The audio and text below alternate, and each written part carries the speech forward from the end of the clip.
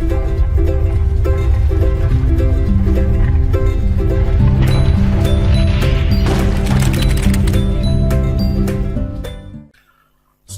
warahmatullahi wabarakatuh. Jumpa kembali bersama saya Robi Maulana Zamil Putra, tetap di channel Robi Maulana. Kali ini kita akan melanjutkan materi pembelajaran informatika kelas 7 semester genap. Materi pembelajaran informatika semester genap, kita akan mempelajari tentang pemrograman visual. Pemrograman visual yang akan kita gunakan yaitu menggunakan software aplikasi Scratch 3.0.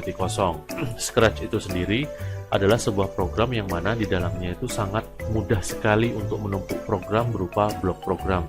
Tidak seperti pemrograman yang biasanya menuliskan kode-kode program. Untuk cara menggunakannya, kali ini adalah pertemuan yang pertama.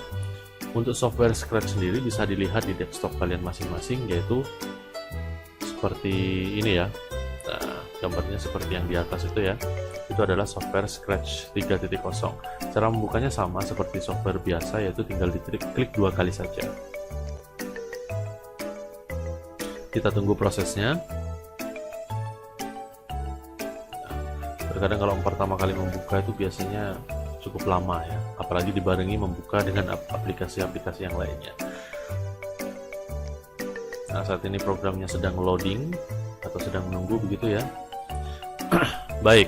Di sini sudah ada tampilan awal dari software Scratch 3.26.0 ya. Pokok serinya 3 ini.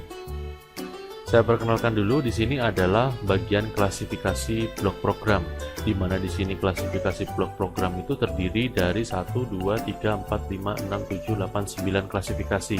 Yang pertama diberi nama dengan motion, diwakili dengan blok program berwarna biru. Yang kedua looks, yang ketiga sound, yang keempat itu adalah event, yang kelima adalah control, yang keenam sensing, operator, variable, dan juga block. Nah, di sini adalah custom ya, dimana ketika nanti kalian memilih sprite, mengambil salah satu sprite tersebut bisa diotak-atik lagi atau kalian bisa membuat sprite itu sendiri. Nah, di samping sini ada yang namanya sound, di mana di sana nanti kita diizinkan untuk mengolah sound seperti apa yang akan ditampilkan ketika game itu dijalankan. Kita kembali ke bagian kode. Nah, tempat yang kosong ini, yang di atas ini adalah tempat meletakkan blok program ya, di mana nanti akan ada berbagai macam blok program dari berbagai macam klasifikasi blok program. Di samping sebelah kanan sana, di sini adalah preview-nya ya, preview bisa dibuat kecil seperti ini. Nah, jika blok program ingin terlihat lebih lebar, bisa diperkecil seperti itu, kemudian menengah seperti itu, dan jika ingin mengeksekut program agar lebih besar tampilannya, jika ini dilebarkan, maka kita bisa menggunakan full screen control seperti itu, agar lebih memudahkan untuk execute program ketika dijalankan nantinya. Nah, di bawah sini ada tempat kumpulan sprite begitu ya. Bisa saja kemungkinan nanti kita bisa meletakkan berbagai macam sprite di dalamnya. Tidak hanya satu, bahkan bisa lebih dari 5 begitu ya. Nah, ini adalah tempat untuk mengambil sprite baru. Jadi coba kita klik saja. Jika kita ingin menambahkan sprite baru, maka kita bisa masuk ke new sprite. Coba saya add salah satu sprite di sini, contohnya beruang seperti itu ya. Nah, di situ kita bisa memprogram masing-masing sprite yang kita punya, tergantung sesuai dengan keinginan kita masing-masing. Kemudian di samping pojok kanan bawah di situ ya, itu ada choose a backdrop, yang mana di sana ketika kita ingin menjalankan program, maka nanti tidak hanya putihan kosong seperti ini saja, tapi bisa menggunakan background yang kita inginkan. Contohnya kita pilih salah satu ini ya, agar tampilan game kita itu lebih menarik gitu ya. Baik, mungkin itu saja terkait dengan pengenalannya. Kita akan melanjutkan ke bagian selanjutnya, yaitu mencoba untuk membuat program sederhana, yang mana program itu bertujuan untuk menggerakkan sprite ini ke arah kanan, kiri, atas, dan juga bawah seperti itu ya. Mari kita mulai, kita masuk ke bagian event. Nah, di pojok kiri itu ya ada event. Kita ambil event, kemudian kita pilih when space key press. Artinya ini bisa dibesarkan ya, jadi supaya kalian itu nanti bisa terlihat lebih besar, mungkin ada matanya yang minus, atau supaya tidak tersiksa begitu ya melihatnya terlalu kecil, kita bisa membesarkan di pojok kanan ini. Nah, di bagian bawah itu ya, ini zoom namanya. Oke, kita sesuaikan seperti ini. Kemudian ini artinya adalah ketika tombol spasi ditekan. Nah, karena kita ingin menggunakan tombol arah kanan kiri ya seperti yang ada pada keyboard, maka kita mengubah space ini menjadi right dulu aja ya. Right itu adalah tombol kanan ya. Tombol kanan itu ada di sini ya. Itu tombol kanan. Nah, ada di sini tombol kanan. Oke.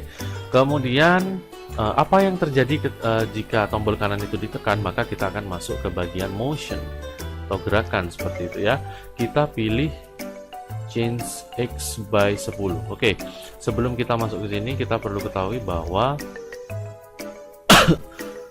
jalannya sprite ini menggunakan sumbu X dan juga Y, yang mana sumbu X itu seperti ini ya, Y itu ke atas ke bawah, X itu adalah ke kanan dan juga ke kiri.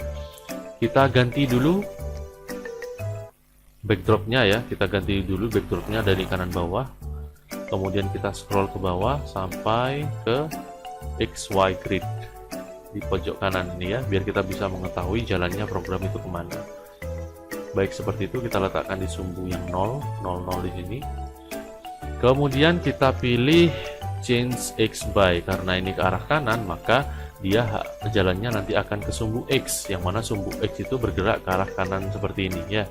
Ini kanan, kiri, atas, bawah. X positif, X negatif, Y positif, dan Y negatif. Nah, maka jika ditekan arah kanan, dia akan berjalan 10 langkah ke sumbu X. Kita coba. Nah, sudah bisa ya. Jadi saya coba menekan arah kanan, maka dia bisa berjalan ke kanan. Kemudian kita akan ambil lagi di menu event untuk berjalan ke kiri ya. Kita ambil menu event, kemudian kita pilih lagi when space key press. Nah, kita letakkan di sebelah sini saja begitu ya, karena biar beda antara kanan dan juga kiri. Kita ubah space ini menjadi left. Left itu adalah sebelah kiri. Kita masuk motion lagi, kemudian kita pilih change X by 10. Nah, bedanya kalau ke kiri itu kita harus mengurangi sumbu X-nya menjadi min 10. Sebenarnya apakah harus 10? Tidak. Semakin ini nilainya besar, maka langkahnya dia akan semakin lebar. Semakin dia kecil, maka langkahnya akan semakin kecil.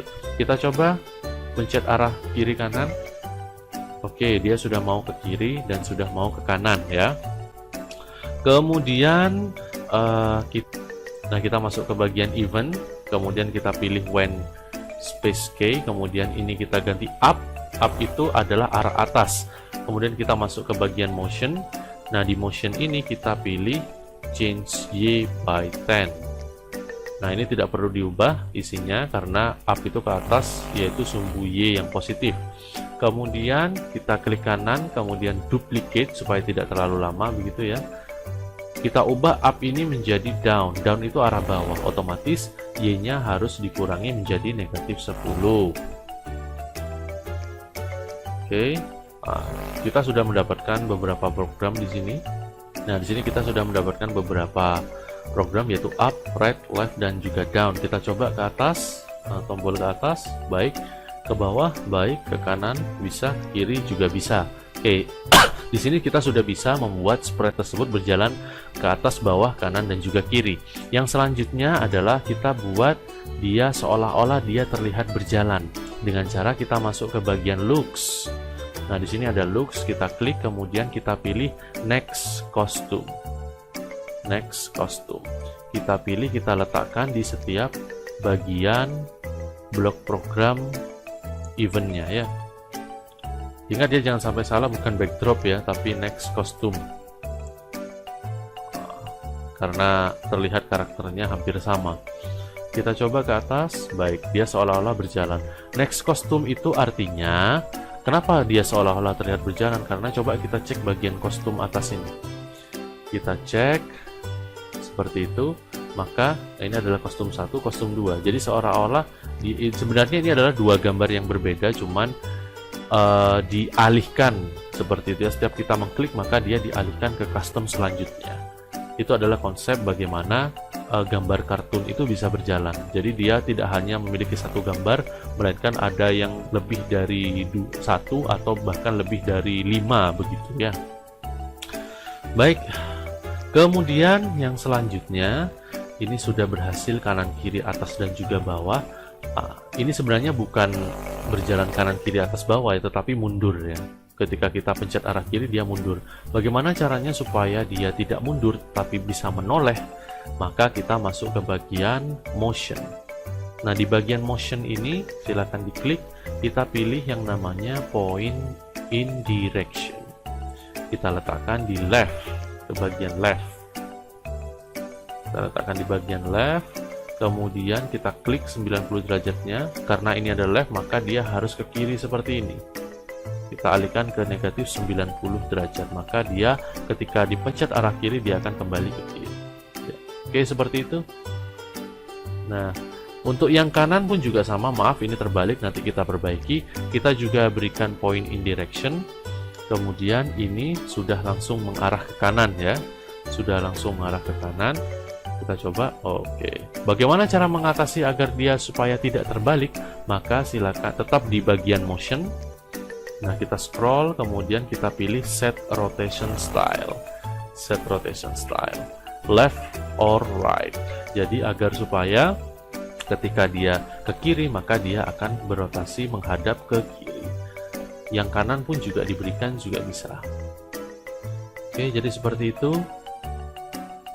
Nah, kita sudah berhasil membuat spread ini berjalan ke kanan, kiri, atas, bawah sesuai dengan arahan keyboard kita dengan menambahkan next costume dan juga point direction serta set rotation style.